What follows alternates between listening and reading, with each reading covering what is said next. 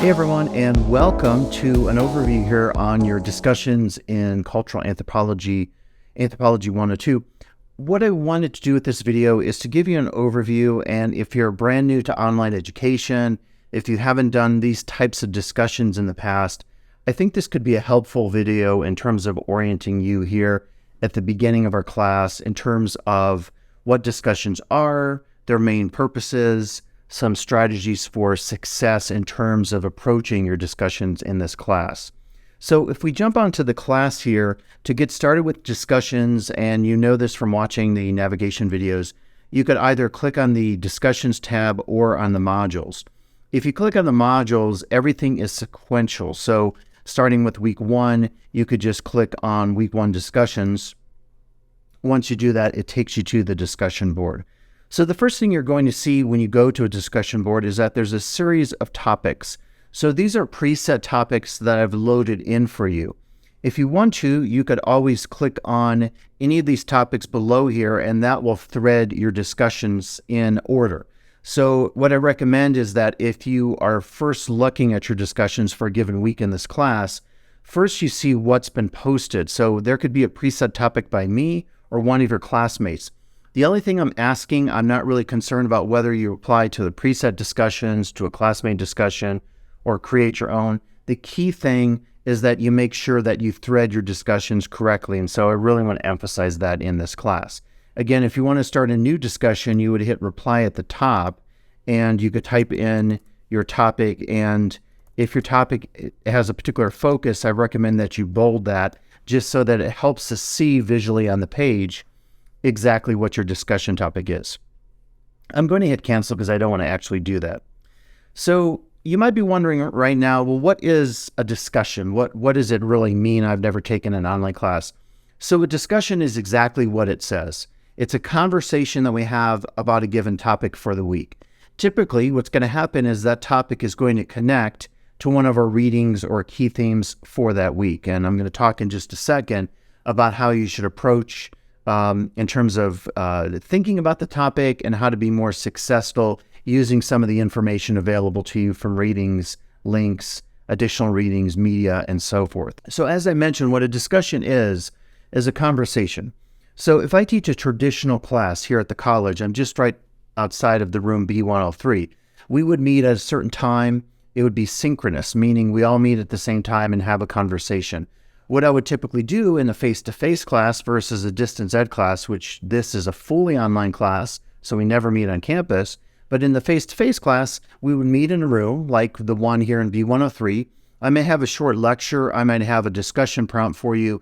We would then either get in small groups or have one large group discussion, depending on how many students are in the class. And then we would have a conversation. We would debate, we would consider the topic, and then hopefully that application of the topic and that conversation, debate about it, would help it to stick a little bit in our minds. One of the challenges in any class, and certainly in a social science class, is sometimes you get a lot of jargon. You might get a word like cultural relativism, and you read the definition of it in the text, you watch my lecture, you watch some videos about it, and you still say to yourself, I don't really get this concept. What you discover in a conversation, in a discussion, whether it's online or face-to-face, is over time, the multiple iterations of that topic, different examples, it starts to stick. It starts to make more sense. And that's why we have discussions. And really, in a social science class, it's pretty significant and important for us to actually talk about things carefully, have considerations, and not just memorize definitions. Anthropology, we could say, is the art of awareness. And in order to become more aware about the world around you, you have to really have conversations and be confronted with different lifestyles, examples, and context and information that helps you understand what the key concepts are. As I mentioned earlier, we sometimes have in these discussion boards either synchronous or asynchronous. Synchronous means it happens in real time, all at the same time.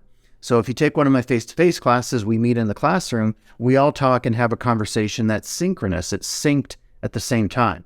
In our class, it's not synchronous, it's called asynchronous. So what this means is, as I'm looking at my discussion board here, if I'm a particular student and I'm up at midnight, and midnight could differ depending on where you live, different time zones. I've had students in China and Tibet literally all over the world taking my classes. So it doesn't matter when you log on to do your discussion boards, as long as you meet the deadlines, of course, for the given week.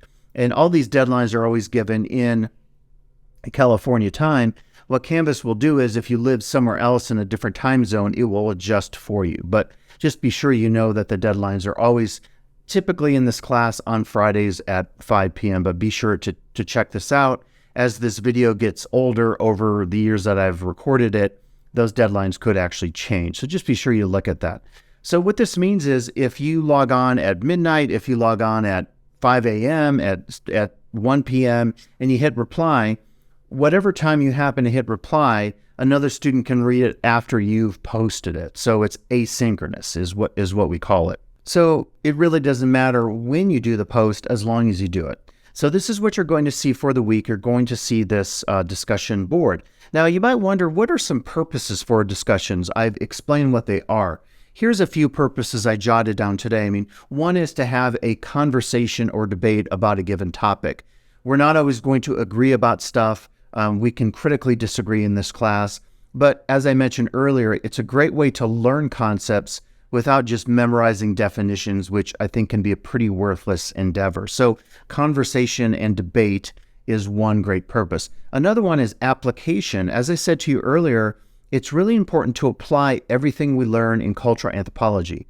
So if we're talking about culture shock early in weeks 1 and 2 of the class, which is that feeling that we have when we visit a new culture that's unfamiliar to us, we could learn that definition. We could look up our textbook and learn that definition, but it's more meaningful if we actually apply that definition. So if culture shock is a feeling of panic that you have being in another country because you don't know the language, the customs, what we call the folk ways, the way to engage with people in everyday social contexts, something as simple as going to a grocery store and knowing the norms or how you approach engaging with others in a grocery store, how you even, I remember being in Italy years ago for a World Expo, and I didn't know how to weigh produce in the grocery store, and I kind of messed up. I don't speak a lick of Italian. Get to the checkout, and the person's kind of horrified, the cashier, because I didn't do it right in terms of weighing and then getting a sticker for my produce. So that's an example maybe of culture shock.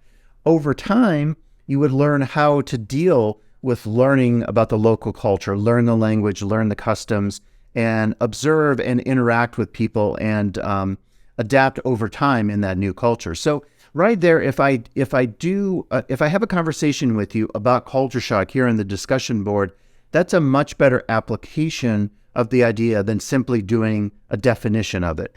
Please do not, on any of these discussions, just spit back definitions. We all know the definition. So for example, if we're just looking at week 1 here, but you can look at any week. If we're talking about one of the key concepts in the chapter, holism, cultural relativism, comparison, etc., you could certainly reiterate that you know what that means just to show I know what holism means. But it's more interesting if you engage directly and say, I'm going to give you an example of why holism is significant in my particular culture, whether I live in the US or China or Europe or wherever. So it's important to apply and to really understand things in that applied context. So certainly making an application is a great reason to have a discussion here about concepts. And then the last reason is what I call reflexivity. Reflexivity is an approach in the social sciences in which we engage with our own perspectives, our own understandings, and even biases of the world. So we're all going to have unique and different perspectives, say, on a topic like culture shock. So what becomes important is to see, how do you understand it? And reflexivity is that idea of looking in the mirror.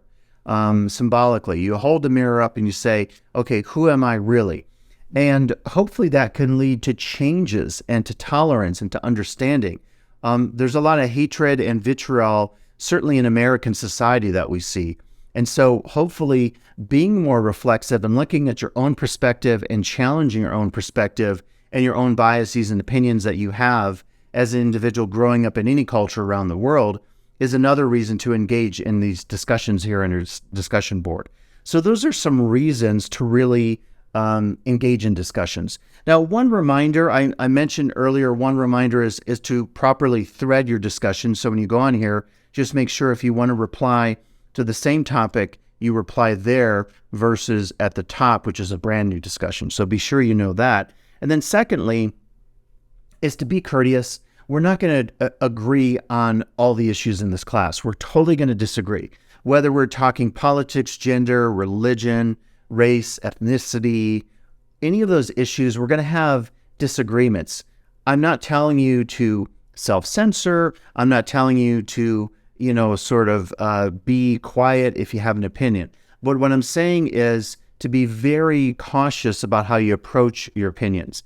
You might have an opinion about a particular political candidate, but that opinion might not be shared by the next student in the class. So what I recommend is you give your opinion, but again, be reflexive. And if you have to soften your language and be courteous, if someone disagrees with you and that disagreement is maybe not professional or appropriate, what I do as the paid faculty member in this class, as the facilitator of our discussions, is I go in and, multiple times a day, it might be 10, 15 times, 20 times, I'm going to check our discussion board to do things like grade, to see how you're understanding the materials in these discussions, but to also play sort of referee, if you will.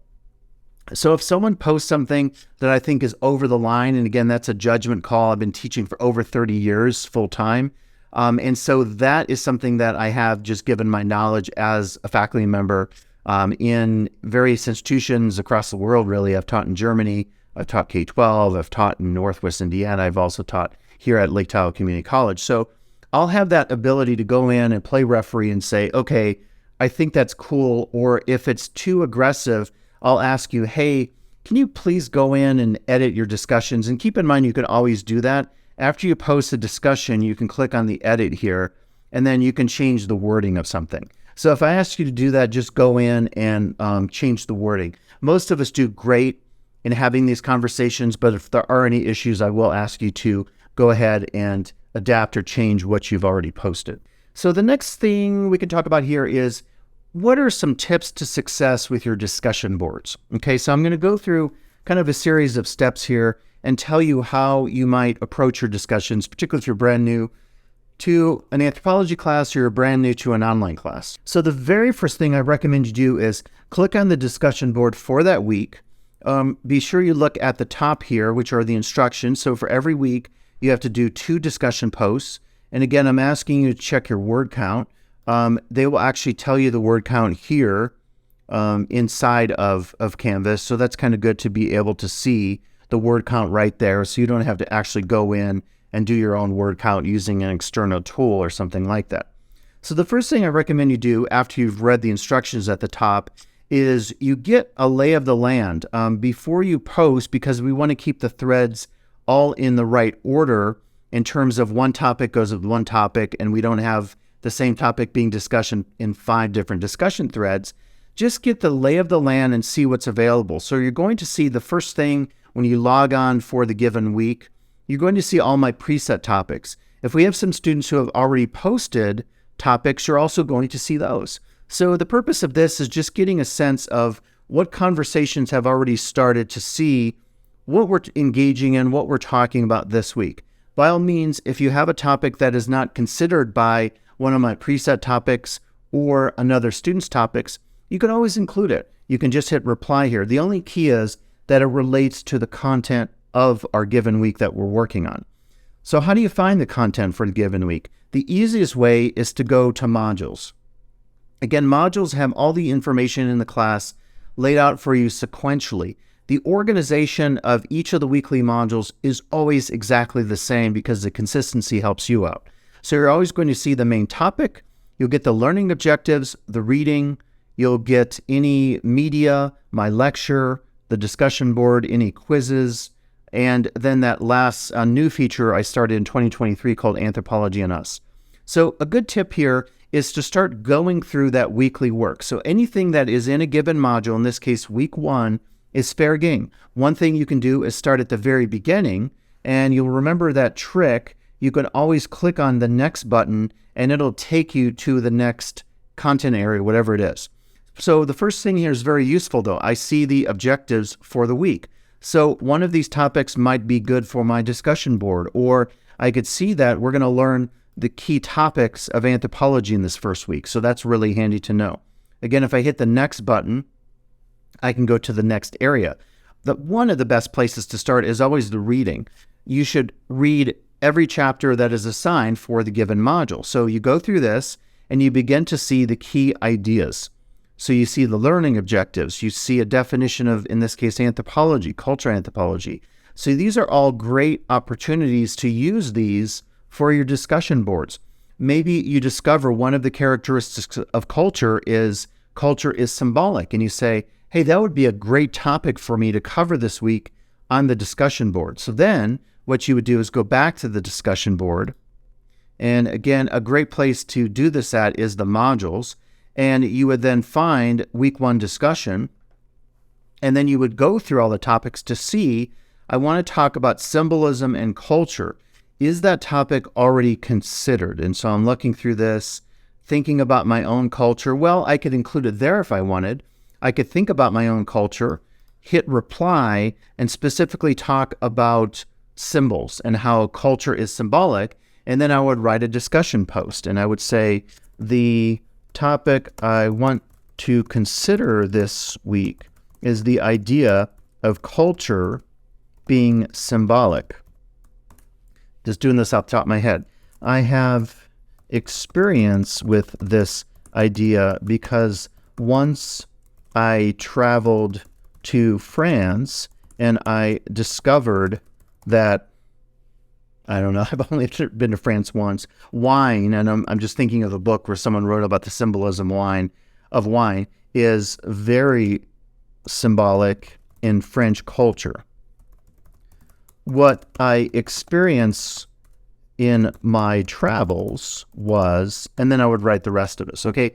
So that's kind of how you approach writing that discussion board, okay? So what I'm showing there is a series of steps that you could follow. I'm going to hit cancel in this case because I don't want to actually save that, and then I'll just get out of there.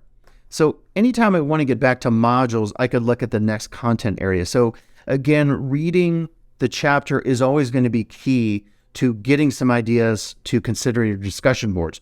Another great place to start, and there is no order to this, whether you start with a chapter, whether you start with my lecture, whether you start with the additional readings, media, or the Anthropology and Us video feature, doesn't really matter to me.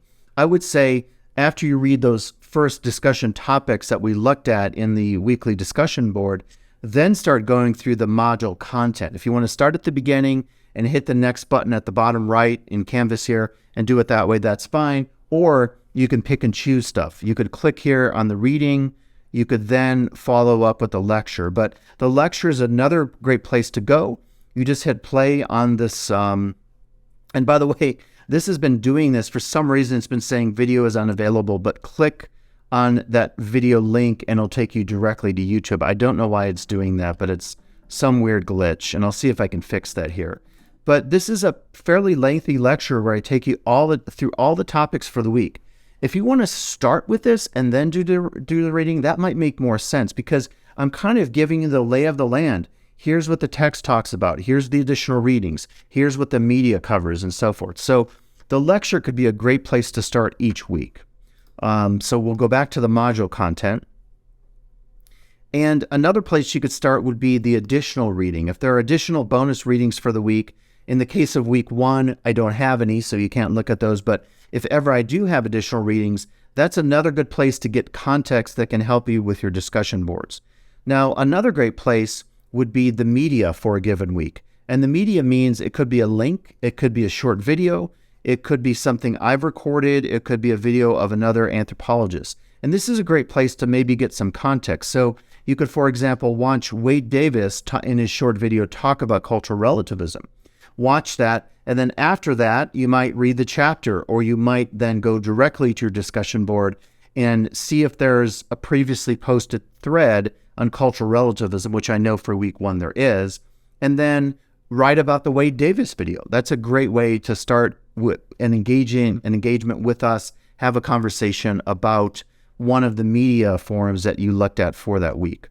So those are some of the main areas. And then one last one would be the Anthropology and Us video series that is brand new for 2023. Simply click on that video. In this case, it's actually working here. And then I'm introducing for week 1 the concept of curiosity to you. So if that is interesting to you, you can watch that short video, go back to the discussion board again, either go to the module content or click directly on discussions. And then that's a great way to, I'll just go to week 1 discussions. That's a great way then to engage with the materials for that week. So I've kind of given you a series of steps here. We've talked about purposes. We've talked about your best approaches that might help you with this success in this class. I think personally discussions are a great way for us to engage with one another, to learn about one another, again, to change our own opinions, to develop more tolerance and so forth. So I really hope you enjoy this class this quarter. I hope you enjoy these discussion boards. I think they're one of the best ways to learn the content in the class and to really engage with all of us. And by the way, I'll say this in some other videos, but don't use artificial intelligence to create your discussion posts. Don't just cut and paste something from the internet. A, I'm going to know, and B, you're really not benefiting yourself in terms of learning the concepts. The best way you're going to learn the concepts in this class is really not through the reading, but doing the reading, looking at the media, engaging with those additional readings that we talked about, watching some of the videos I've created for you, like the Anthropology and Us series, and then going on to the discussion boards and doing those applications. Again, we talked about the value of having conversation and debate about topics. We talked about reflexivity, and we talked about the value of using the discussion boards to do the direct application and direct learning of what we're considering in this class. So hopefully this video will help you with your discussions in this class as you start off. Again, if you have any questions, drop in for my virtual or in-person office hours. Send me a Canvas inbox message, and I'd be happy to have a meeting with you to discuss a little bit more about how to be successful here in your discussions in Cultural Anthropology, Anthropology 102 here at Lake Tahoe Community College. Good luck, and I'll talk to you soon.